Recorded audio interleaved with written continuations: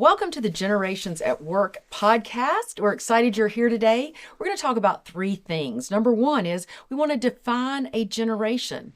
Number two, we're going to talk about the expectations, the demands, and the preferences of the different generations.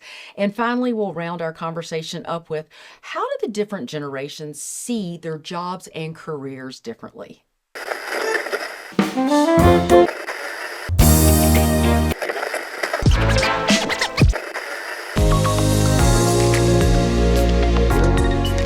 I'm Susan Davis, your host for this podcast, and we welcome your generational expert, Dr. Tim Elmore. Thank you for being here again. Oh, Susan, it's great to be with you. Man, we got a lot to talk about today. Let's just jump right in. Okay.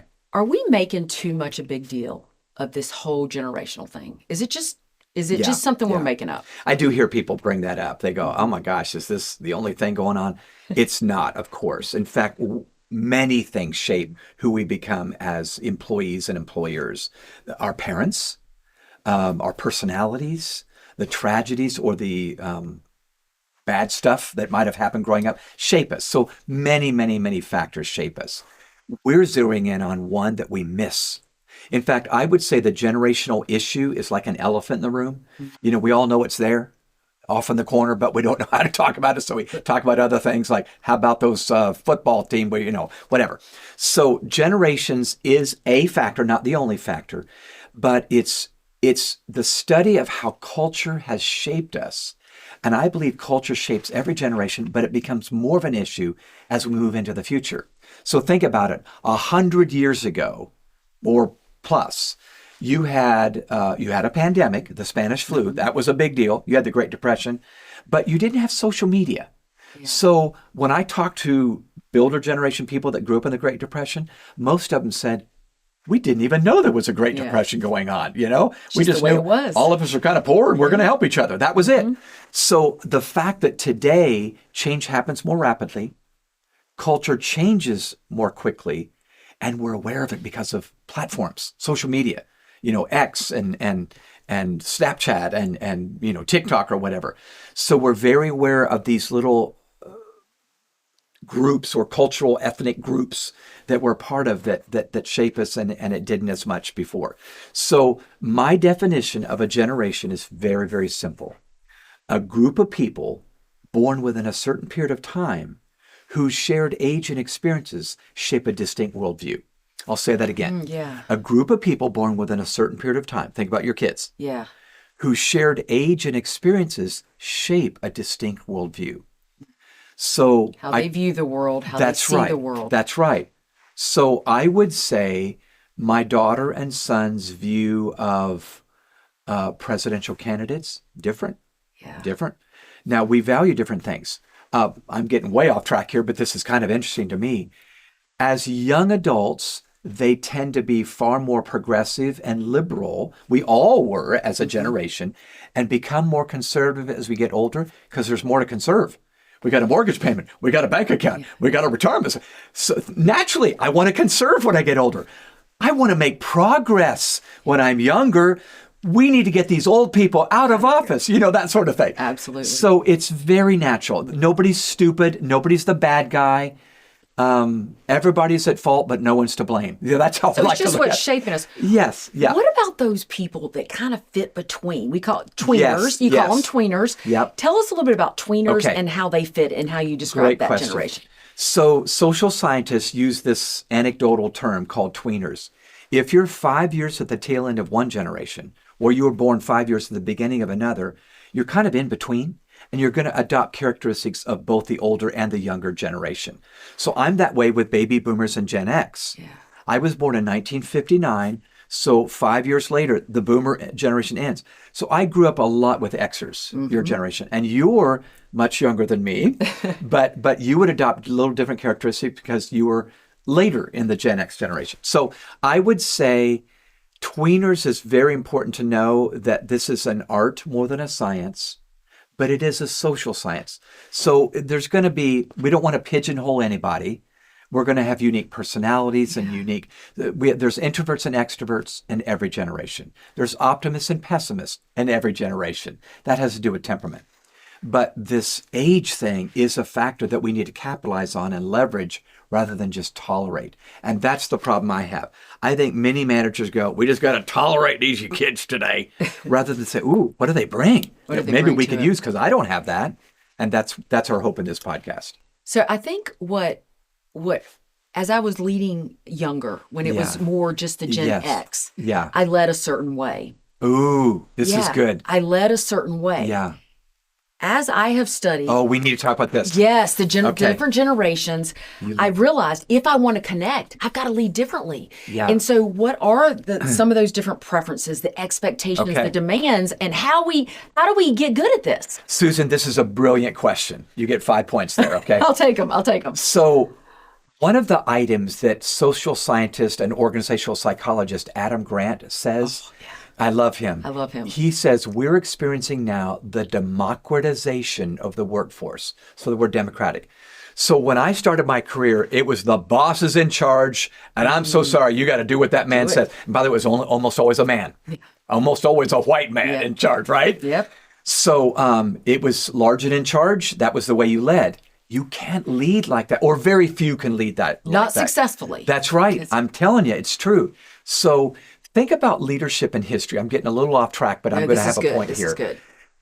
You go back centuries, and it was a king that was in charge. And usually the king, he made an edict or made a mandate, and everybody just followed It's by suit. fear. He ruled by Yeah, fear. intimidation, manipulation. Yeah. As we move forward, it got more and more democratic. In fact, we even use that word. We live in a democracy or a republic where we vote our leaders in. We have a say in who our leaders are. This is a picture of what's happening. So employees don't vote on their leader, but it is becoming more and more a flat space where leaders, while they do have a badge, need to say, I need to listen as well as tell. I need to make sure that I get people on board, because people buy in when they get to weigh in. That's just how it works today. So you're exactly right in saying, boy, man, we need to be leading a little bit differently to connect. So I would say if we were to ask Generation Z, the youngest worker on the team, what they prefer, they would say, I want to have a voice. I want to be heard. And some of us are going, what the heck? Be valued. Yeah, and be valued, Yeah. even though they have been on the job 1 week. And they 1 want a week. promotion. That's right. So Gen Z, we're so sorry. I'm sorry about throwing you on the bus, but you probably will go, that's exactly what I expect. But they do bring value. There's a different, it's just different. No doubt about it. So I would say anybody over 45 needs to be, me too, needs to be going, oh my gosh, I might need to adjust my leadership style. Yeah. So you and I were talking before about these terms, preferences, expectations, and demands. Listeners, let me just say to you, there's a reason why these are issues. So let me just walk through them real quick, and you volley back as you wish. So I would say we need to figure these out sooner rather than later, maybe even as early as the job interview. A young employee and an older employee that we're about to hire might have very distinct preferences, expectations, and demands. Preferences are just what I said. I prefer this to be the case on this new job. It's not a game changer if you can't, or it's not going to make me want to quit if you can't, but I prefer this. But I want to know as a hiring manager, okay, maybe I can do that and make Nancy or Jessica or Heather or whoever want to stay because we've been able to adjust a little bit to her preferences. So as a hiring manager, and now my brain's going crazy. Okay. What are some of the questions that you might ask to understand some of those preferences? And Yeah. differences? Well, I might ask what they value, because they might go, well, I'm really into climate change, or I'm really into equity for all. In fact, Gen Z would say, I want equity, diversity, equity, and inclusion. Yeah. That's a big deal, and it should be. But a boss might go, ooh, I got to be honest, it's not quite as a big a deal to me. Well, listen, boss, I would just say it's going to be more and more to those 20-somethings that you're hiring, and we know it's right. But sometimes we're stuck back in 1995 rather than 2025, and it's not working as well. So questions like values, what things are you into? What are your priorities? That might be preferences, but that leads us into the next level. Under preferences is expectations. That's stronger than a preference. I expect this to be the case in this job. I feel entitled to this being true about this job. And I see that conflict Yeah, in the I do coaching too. world and in Yes. the facilitation that I work with. There becomes the conflict. Yeah. And a Gen Zer might come in going, well, I would expect you to have the same expectations. Just like we might say, well, I would expect you to have my expectations and I'm the supervisor. So you got to talk about stuff you used to not have to talk about in the job It's a interview. difficult conversation, but one that can be so productive. Oh my gosh. And better now than later. Yeah. We're now, oh my gosh, it's 3 years on the job and I didn't know this about so-and-so and now I do. Oh my gosh, what do I do? So here's a little something that I've come to believe about expectations. Conflict expands based on the distance between expectations and reality. Let me say that again. Conflict expands based on the distance between what I expect and what the reality actually is. So I think you and I might have talked about this a while back, but the illustration I always use is if I tell my wife I'm going to be home by 7 o'clock for dinner, and I get home a few minutes after 7, it's not a big deal. If I arrive home at 9:30 p.m., it's a big deal. We're going to have a conversation. And it's not because my wife cannot live without me for 2.5 hours.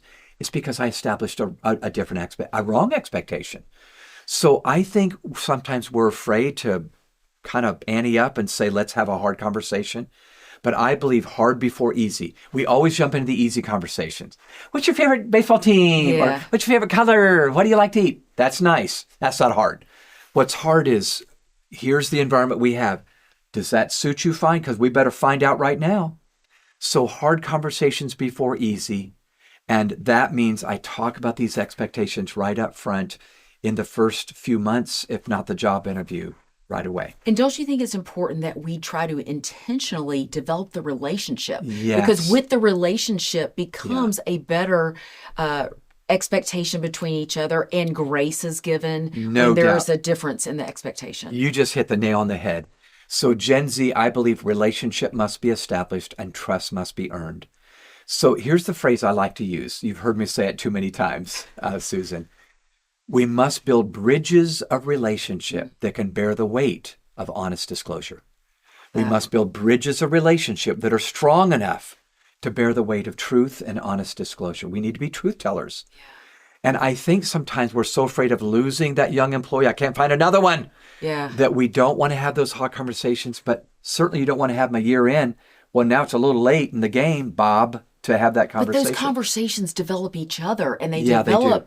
they develop an organization Yeah. into a stronger, because it's not if conflict, it's when. Yeah, that's so true. Yeah. It's when. Everybody's going to have it. So Yeah. understanding that in the beginning is super important. It is. So getting to the third level. So preferences are an issue, but not a big issue. Expectations, a little bit bigger issue.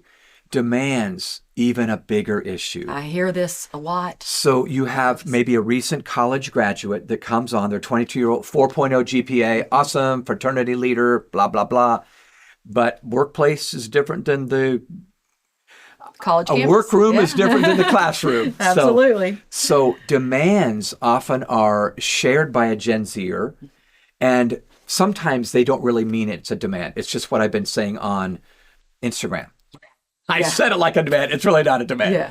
That's why you need to say, is that really a demand? Is that really a demand, Josh? Because if it is, we probably need to have a longer conversation. That's going to be really different for us. Demands are those things that would be, I completely believe in XYZ. Maybe it's a social issue that they so embrace. Yeah. And it's good to talk about it. It's not going to be a deal breaker, maybe, unless you so don't believe in that. And now you need to say, you might fit better somewhere else. Can I help you find a different job? Yeah. And I've done that. I've actually interviewed a 20-something where I said, that's not who we are. I'm not sure who you thought you were interviewing with. Here's our mission. It's not that.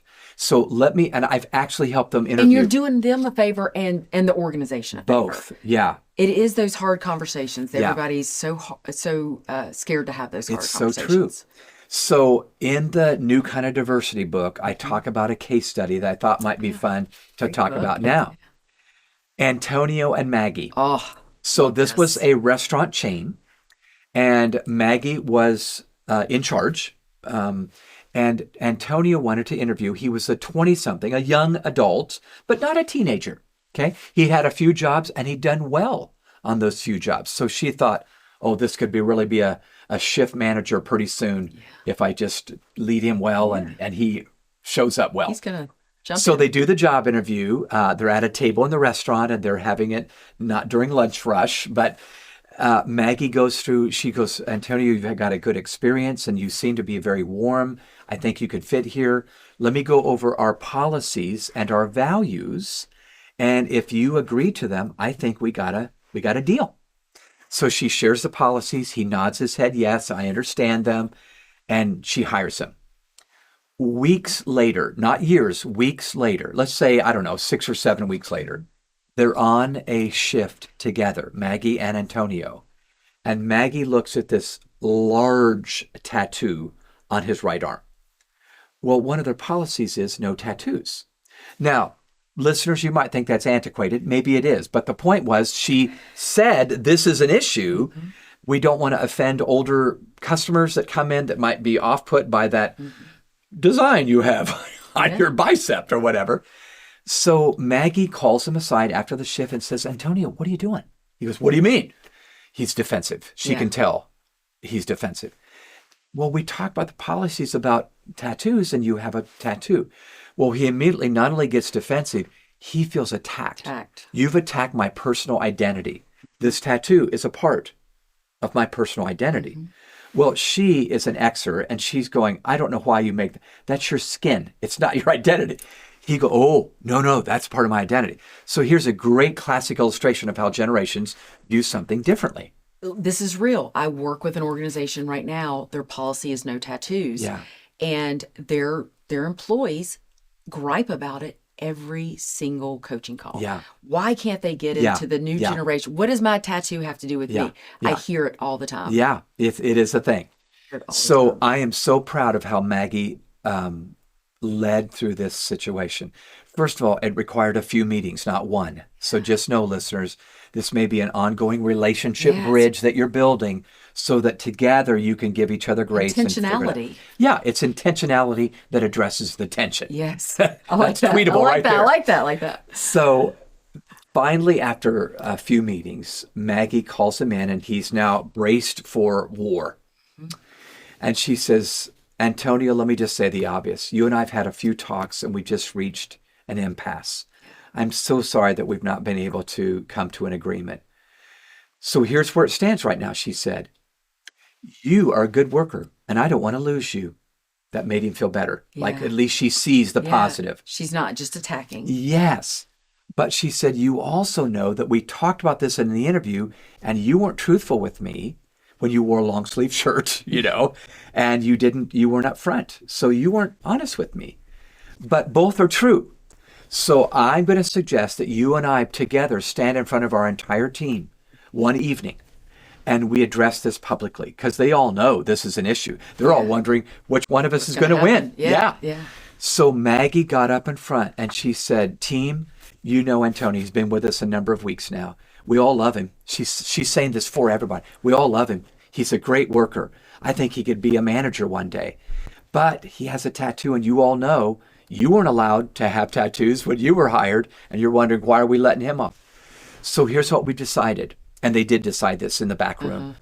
Antonio's always going to wear a long sleeve shirt. He's never going to show a tattoo. And so even in the summer, he's going to have a long sleeve shirt on when you're all wearing short sleeve shirts. Because this is our policy. I also want you all to know I'm going to call corporate and see if they might consider one day in the future reconsidering what we think about tattoos. But we need to mind authority, and I'm your authority, and corporate is our authority.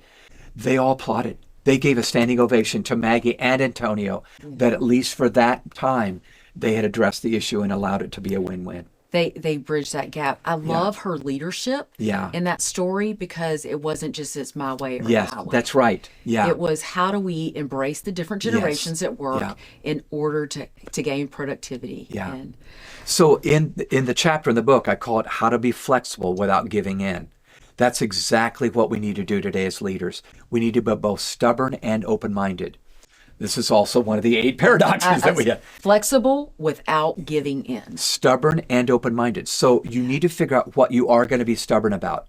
And by the way, listeners, I would hope that that's a very small list. Yes. It shouldn't be 500 things, because you're going to not hire Gotta any. pick your battles here. That's right. Pick Yep. your battles at home and at work. Yes. Am I right Yes, about that? Absolutely. So Absolutely. stubborn about a few things, and yet open-minded, because I think the future is going to look different than it is today. It may be one day everybody's got a tattoo on that team, because Yeah. the Gen Zers are in charge at age 50, right? Absolutely. So I feel like stubborn about a few, flexible about many, and know how to not give in on the things that are so important to the very values of the organization. But I've got to learn now to give in on some things that maybe 30 years ago I didn't give in on, but I do today. And handling it with empathy, and not Yes, just that's it's my right. way or the highway. I think Yeah. that builds the credibility and the value in that leader as well. People are the thing, It's not always policies. Yes. People over process. That's right. That's exactly. And people are over policy. Yeah. Unless the policy is a stringent thing that we realize, oh my gosh, we this is worth dying on. This is a hill worth dying on. Yeah. All right, I get this question a lot in facilitation and coaching is, hey, Susan, I'm in this generation, but Yeah. I'm not like her Yes, or yeah. him in this generation. Yeah. So are all people alike in the same generation? And Right. we're fitting them in a bubble, but Yes. we're different. Yeah. Nobody wants to be put in a cookie cutter mold. So the answer is, of course, we're different, even within a generation.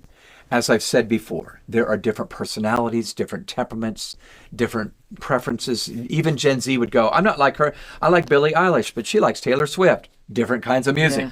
So we need to allow for other factors, and that we're not all. This is why I think playing chess, not checkers, is key as a leader. Those two games are played on the very same game board, chess and checkers, but they're different games. In checkers, all my pieces look alike, they all move alike, so I treat them all alike. Managers that lead that way are not going to lead well. When I play chess, I know that a knight is different than a bishop, that's different than a queen, that's different than a pawn, that's different than a rook. I got to know what each piece is. Bingo. And how they work with each other. That's and- exactly right, how they move. So when I play chess, the chess game takes longer, but it's worth it. The chess game is harder to play, but it's worth it. I think managers would go, I don't want to work that hard. I don't want to take that long to lead Jessica on our team. And I'm just calling out people. We've got to do this. I'm learning to do this. My favorite illustration of I this. see that. I see it. People have, Yes. they just want it quick and they want it Yeah. done and they don't want to have to worry about it. Sorry. So this is my generation Yeah. illustration, but I love college sports. I love I sports love in general. sports too. Yeah. So if you know anything about college sports, particularly college football in the 1990s, you know the name Bo Jackson. Oh, yeah. Bo Jackson played at Auburn University, went on to be a two-sport professional athlete. Who does that? Yeah. But I think the reason we even have heard about Bo Jackson is his coach played chess, not checkers, at Auburn University. Did you know that Bo Jackson signed up to play football at Auburn at a defensive position? And he was good, but not, he was good. He's okay. Yeah. He wasn't. Yeah. But as fate would have it, the two starting tailbacks at Auburn University both got injured Bo's freshman year. I think it was his first year. And his coach, his Jack Crow, his running backs coach, and then the head coach, both came to Bo and said, Bo, we need you to play running back, tailback. We need you to play running. And he first went, I don't think so. I'm a defensive position. But they said, please, please, please, please, please. Well, thank God Bo said yes. Yeah. Because Bo Jackson became the greatest tailback that has ever played at Auburn University. Won a Heisman Trophy playing tailback at Auburn University. Well, thank God they realized that they saw something in him that he didn't see right didn't see away. himself. And he went on to be a running back in the NFL. Oh my God, OMG. That's for all the young whippersnappers that's out there. But my point is this. Thank God they didn't pigeonhole him into what he originally signed up to do. Yeah. Otherwise, we wouldn't have had it. Oh my gosh. You've got to be flexible, got to be Yeah. adaptable, got to be fluid, play the long game. That's chess, right. not checkers. So here's another illustration. I don't know if you know this, but there was a company way back in the 1940s and 50s that came up with a dough or a putty type of thing that would take soot and stains off of wallpaper, because they used coal heaters back then, and you know that was just what you did back in the 30s and 40s. Yeah. But as we transitioned in our homes to using central heating, not coal heating, They didn't need to clean the coal stains off the wallpaper. So this company could have gone out of business because Yeah, I don't know anybody today that's using coal to heat their home. There might be some, but not many. But the owner, Mick Vicker was his name, had a niece that was a school teacher, and she said, I think that this dough that you use might be helpful as a toy.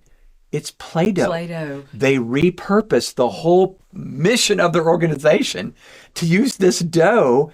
And now, of course, Play-Doh's still around. Oh, this absolutely. is decades later. But they switched, they changed, they repurposed. I think leaders need to get better at repurposing our people and what we say we're really about as the needs of culture change. Leaders can be Play-Doh. It affects every generation. We That's all right. play with Play-Doh, no matter what generation. That's so true. Repurposing. Yeah. I Yeah. love that. I Yeah. love that. All right, so let's focus on work. Let's Yes, talk about work. okay. How has your research revealed the differences on how the different generations see not only jobs, Yeah. but their careers? Yeah. I see this a lot. Yeah. I see this a lot in the coaching world.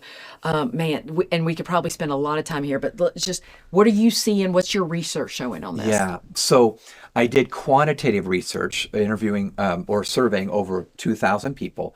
But then I did qualitative research. I did focus groups with each of the 5 generations that might show up at work. And they do view work differently. And part of the problem we have a disconnect at work is because I see it a certain way, assuming you all do too, and you don't. So bottom line, here it is. The builders basically said to me in the retirement homes when I asked them to remember their job. Back in my day. That's right. It was a means for a living. My father, again, is a great example of this. He said, Tim, nobody talked to me about find your passion back was just then go to work. in the 1940s or 50s. It was you wanted to find a good paying job to provide for your family, and you just stuck with that job for decades and decades and decades. And finally got a gold watch when you retired 45 years later, and then you played golf. Yes. Okay? Means for a living. The boomers showed up a little differently. I'm one of them. So when we showed up at work, maybe in the 60s and 70s, or maybe even 80s, jobs became a central focus. Yeah. In fact, Susan, I would even say Gen Z's big complaint about boomers is you still live to work. Listen, my father Yeah. hated his job. Now, unfortunately, he passed away a month after his retirement. Oh. But he didn't like his job. Yeah. It was he just just worked do it. because he did Yeah, it. that's right. I've got to provide for my family, which is probably a little builder mentality, Yeah. but it's just what we did. So I'm a baby boomer. I was hired by John Maxwell in 1983 by a baby boomer. John's the epitome of this. And I'm not a cut down. It's just John's work is everything. Yeah. And so boomers would show up to network at parties with business cards. Hey, I want me to contact here. You know? Everything's about work. That's right. Yeah. That's really true. And it's not bad. It's just different than millennials and Gen Z, perhaps. Yeah. So central focus. And again, Gen Z would go, you baby boomers live to work. I work to live. Huge difference. Big difference. And we just might want to know that before we try to instruct anybody. So what does that look like different? What's that difference? Well, work-life balance. So boomers would go, you're leaving at 5, we're not done. I actually talked to a surgeon that said their resident doctors that are 25 left in the middle of the surgery. I'm not kidding you. Yeah. They left in the middle of the surgery. I got my time. I got work-life balance. I got to get back to my personal time. And the surgeon who's 50 goes, what are you doing? We can't do that. This person is open now. They find a different anesthesiologist because that person left at 27 years old. And so, Susan, this is a major issue. I'm not saying who's right and wrong. I'm just saying this is a It's an major issue. We need to talk about this. And you're not wrong. My brother-in-law works in the field, and he says the newer residents, Yeah. he said in his day, they were 80, 90 hours a Yeah, week. yeah. No, at 40, they're like, Yeah. nope, we're done. That's right. And, we expect to be home at this time. Yeah. We need this vacation day. Yeah. And my brother-in-law was like, he worked all the time. Yeah. And by the way, I want to say I welcome Gen Z. They're probably good for me. I want to Good make for sure each I've got other. yes, I need to have. I love my wife. I love my children. I want to make sure that I've got a work-life balance. Yeah. In fact, I have heard Gen Z and millennials would often say, I don't want just work-life balance. I want work-life blending. I want to feel like I'm working with friends. Now, that's not evil. That's actually nice. But it would be very different than a boomer might think, or even an Xer might think. But an Xer loves experiences. I Yeah. love working Yeah. with friends who I Yes. call family, who I love experience. So you're right in the middle. Yeah. You're really good. Gen X would be really good to have leading things and managing things. And you know this. Yeah. Because you can see both sides. Yeah. You kind of have view on the younger, but you have view on the older as well. You understand you've been on the job for a couple of decades now. So boomers central focus. Gen Xers would see I can see both sides. This is a necessity, and I've got to navigate both sides. Okay. So we need to take advantage of the value that Gen X brings to the workforce. You're not as big as a generation. One of the smallest as ones, right? Yeah. The millennials on the other side are bigger, and the boomers on the other side, on the older side, are bigger. Millennials are now the largest generation alive in America and in the workforce. Amazing. They're 80 million strong, and boomers would be 76 million strong, Okay. and they're dying. And I would even add, just in case listeners didn't know, baby boomers are retiring on average 10,000 a day. A day. So as we sit here today doing this podcast, 10,000 more people are retiring, needing to be replaced by Yeah. Xers and millennials who are needing to step up into C-suite and management positions. So we've got to get them ready. Gotta get 'em We need to be obsessed with preparing leaders. That's what needs to be our Love it. obsession. Okay. Millennials. Millennials. Okay. They said in the focus groups, I still see work as a place to serve. So they were the generation that grew up with make a difference, not just make a dollar, change the world, A lot of social causes. a lot of social causes. So they're a little bit more savvy now that they're 38, Yeah. not, 18, but they still see it as a place to serve. If we're hiring a millennial, we need to show that the workplace they're about to join, we're making a difference in the world. We're changing the world. We're making a difference. Those are all cliches to a 65-year-old, but I'm telling you, you need to show how your workplace really is changing the world for the better. And I think as we're seeing companies understand that, and the ones Yeah. that are adopting that quicker Yeah. are actually growing faster. Yes, that's right. And they're bringing on people and keeping them. So, hiring manager listening, show in the job interview or show or tell how you contribute to the big 5K that takes place every year that goes to heart disease or cancer research or whatever. Yeah. The majority of millennials and Gen Zers would say, I'm more prone to go to work for a company that's doing more than generating revenue. Love that. Yeah. Now let's talk about the Gen Z. Yes. Gen Z, man, Yeah. I'm going to call these people the entrepreneurials. Yeah, they are. How do they view jobs, careers? What's their mindset? Well, the majority of Gen Z do see themselves as entrepreneurs. So that could be troublesome or winsome, Yeah. depending on who we are as a hiring manager. So they said something in our focus groups that I thought, what did you say? You know how they say they like to view their work? Like a hobby. Like a hobby. Now you can imagine how off-putting that is. I don't know. The first thing that comes to mind is that worrisome. Yeah, for that's me. worrisome. Yeah, because Yeah. no, Josh, it's not Austin, it's not your hobby, son. We got things to do here. Show up on time. Don't show up 10 minutes late to Yeah. the meeting, and don't leave, at 4:30 because you got tired.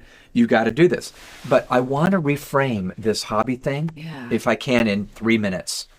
First of all, even though I don't like that association, I got to thinking, what were the hobbies I had when I was a young man? Yeah. Well, I had a number of hobbies that I loved. Early on, it was baseball card collecting.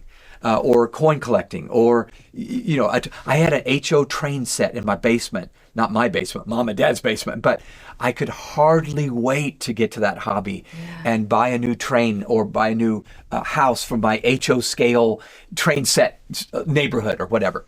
My point is this: if you could profile this job like it were a hobby and they had a passion for it, they could hardly wait to get to it, they might do their best work at 10 p.m., not 10 a.m., if it seemed like a hobby that they love. So instead of seeing this as a negative, profile it as a positive, and they can hardly wait to get there.